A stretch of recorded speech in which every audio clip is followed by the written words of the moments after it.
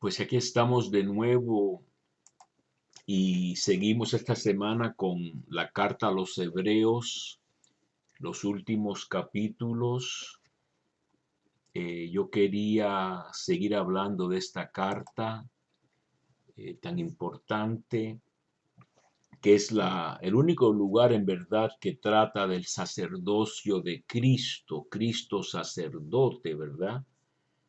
De cuyo sacerdocio participan los sacerdotes ministeriales, los ordenados como sacerdotes católicos.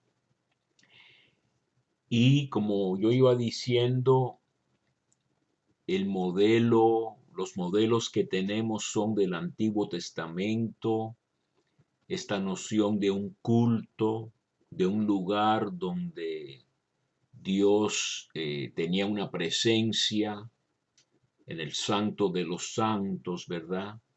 En el templo, en el desierto parece que andaban con una tienda de camino, pero después David quiere hacerle una casa a Dios, un templo.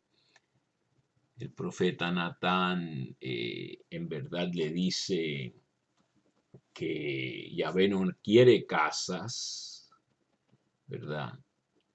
Prefiere las tiendas, moviéndose como nómada, y que al contrario es Yahvé el que le va a construir una casa a David, quiere decir una dinastía. Eso lo podemos leer en el segundo libro de Samuel, en el capítulo 7.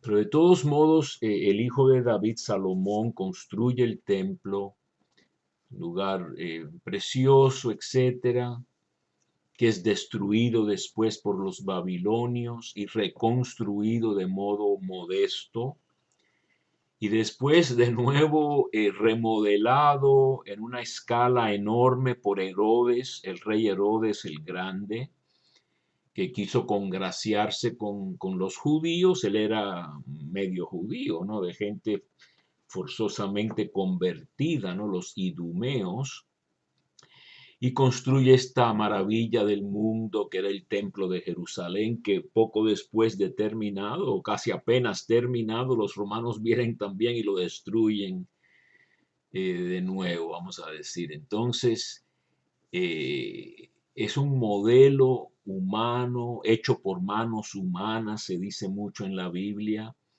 de la presencia de Dios y de cómo los pecados se borran y se borraban, ofreciendo sacrificios diarios, etcétera, pero especialmente el gran día de la expiación, en que el sumo sacerdote y él solo, ese único día, entraba al santo de los santos y salpicaba sangre de estos animales descritos en el libro del Levítico capítulo 16, y con este esparcer de sangre sobre la cubierta del arca de la alianza, pues ahí se borraban los pecados y se ponían también los pecados sobre la cabeza de un chivo expiatorio que se enviaba al desierto, cargando con todas las categorías de pecados de los israelitas, ¿verdad?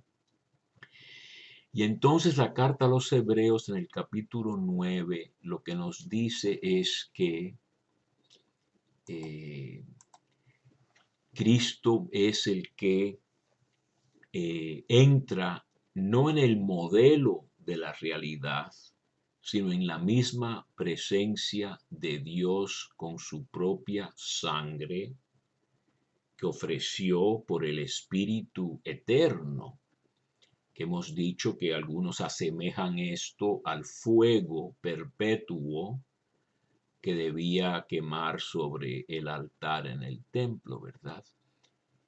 Y este sacrificio es el que purifica nuestras conciencias de las obras muertas.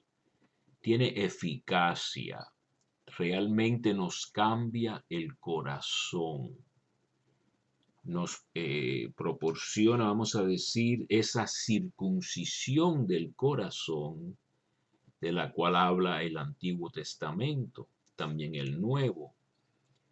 Que Dios haga como una operación en nuestro corazón para que entienda, para que obedezca, para que pueda tener comunión con Él, que es lo que se llama la nueva alianza que aquí habla en el capítulo 9.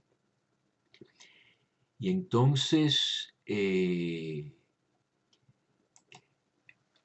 habla de que hay que derramar sangre para confirmar o ratificar una alianza y que sin efusión de sangre no hay remisión, ¿verdad?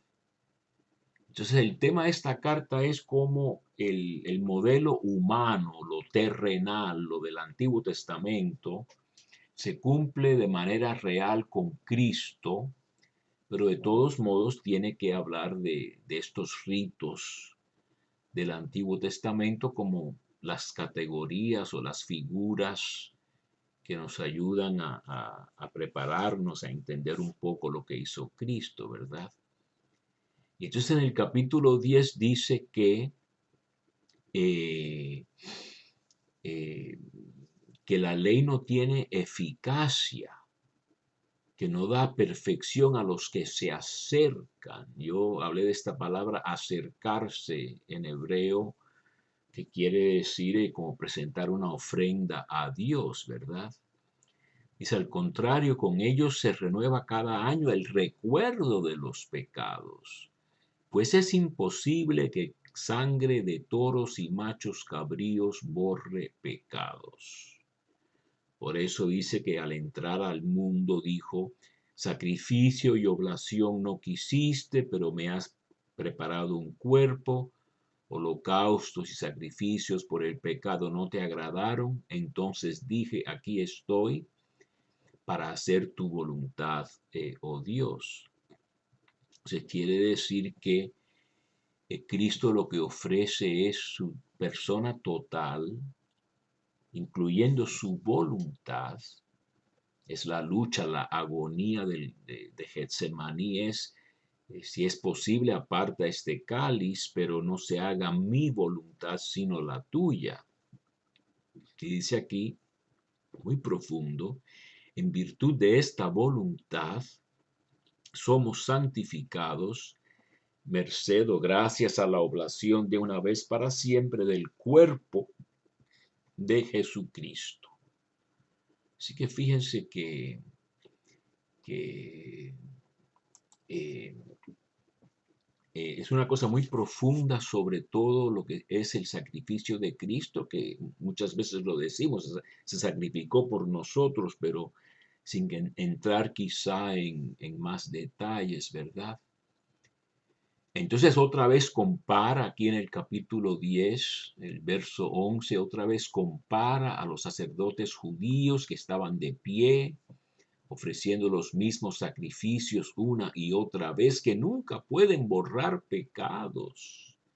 Él, por el contrario, habiendo ofrecido por los pecados un solo sacrificio, se sentó a la derecha de Dios para siempre. Así que ahí tenemos esta noción de que Cristo está sentado a la derecha del Padre, que precisamente muy interesante. ¿Dónde sería la derecha del Padre según las imágenes del Antiguo Testamento? Pues sería en el Santo de los Santos, precisamente, y en esa arca en cuya cubierta se echaba la sangre, se salpicaba la sangre, se consideraba en los salmos el estrado de los pies de Yahvé. Eso que Yahvé estaba en un trono, eso lo podemos leer en Isaías 6, ¿verdad? O en el Salmo 80 dice que se sienta entre querubines porque la cubierta del arca en oro tenía dos imágenes de querubines, estos ángeles con alas, etcétera, tipos de ángeles, no se imaginen unos ángeles muy bonitos, sino más bien feroces para proteger los templos y palacios. Y entonces ese era el estrado de donde ponía los pies Yahvé sentado en su trono. Así que ¿dónde sería la derecha de Yahvé? Pues sería en el Santo de los Santos. Así que según la imagen esta, Cristo, sumo sacerdote, entra al mismo Santo de los Santos.